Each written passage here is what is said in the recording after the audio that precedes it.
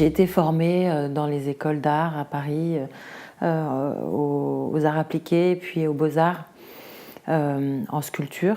Et puis assez vite, en fait, j'ai cherché à travailler avec d'autres gens. Donc j'ai monté un collectif. On était 4. On s'est intéressé au récit, aux relations entre texte et art. Ça me semblait important que les œuvres soient issues d'un partage. Chose que je mets en œuvre aujourd'hui à travers le numérique.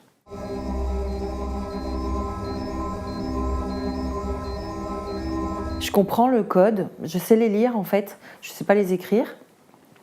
Et ce qui m'intéresse, c'est de travailler dans cette logique de traduction. C'est-à-dire que moi, j'ai des collaborateurs avec qui je travaille souvent, notamment Sébastien Courvoisier, avec qui j'ai travaillé sur Waterscape.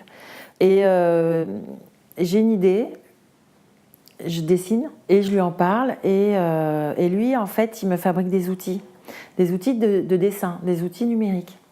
Donc il y a vraiment un rapport au langage au départ, à la fois dans notre conversation, parce que moi il faut que j'arrive à lui transmettre mon idée. Lui, il traduit tout ça en langage informatique, qui est vraiment un langage spécifique.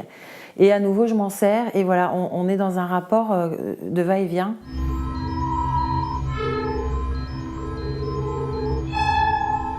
Dans le climat général que j'avais exposé au Collège des Bernardins et puis à la Biennale à Venise, la question que je me posais, c'était comment je pouvais dessiner mon contemporain, c'est un peu toujours ma question.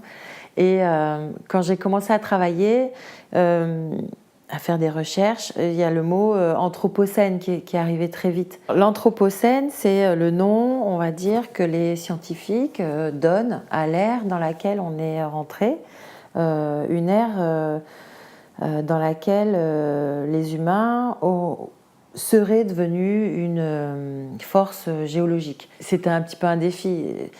Ok, comment on peut dessiner une notion, comment on peut dessiner quelque chose qui est très actuel et qui est encore en débat, à quoi je vais devoir faire appel au niveau visuel et aussi au niveau de la stratégie graphique. Et je me suis dit, bon, mon dessin, ça ne peut pas être juste un dessin.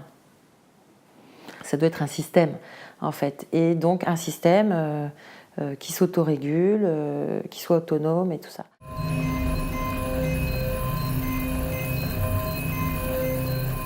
Je travaille le numérique pour le génératif. Et le génératif, c'est ça. On a un espèce de milieu, on pose des conditions, on écrit des algorithmes, et puis quelque chose va apparaître, mais qui dépend de la rencontre en fait entre le milieu et on va dire le scénario, quoi. Donc ce qui m'intéresse, c'est de voir comment je peux écrire des scénarios qui seraient non linéaires et avec l'émergence, on va dire, des données, des datas et tout ça, j'informe mon scénario de données réelles et je vois ce qui va apparaître, je vois ce qui va advenir. Mais c'est pas du hasard parce que c'est quand même scénarisé. Donc c'est informé.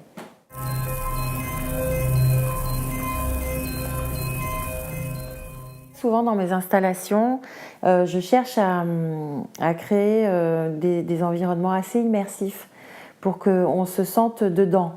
C'est-à-dire qu'il y a ce rapport au regard.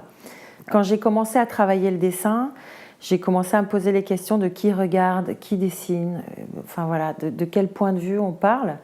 Et quand je fais des œuvres graphiques, ça m'intéresse de mettre le public dans l'image en fait. On va dire que dans un écran, on se projette différemment que sur du papier. Donc ces espaces un peu infinis là, de projection dans un écran, ça c'est quelque chose qui me fascine, qui me questionne aussi sur quelle perspective ça offre. C'est pour ça que quelque part la recherche elle est à la fois sur le dessin et en même temps sur les espaces de projection dans lesquels on vit avec la culture numérique.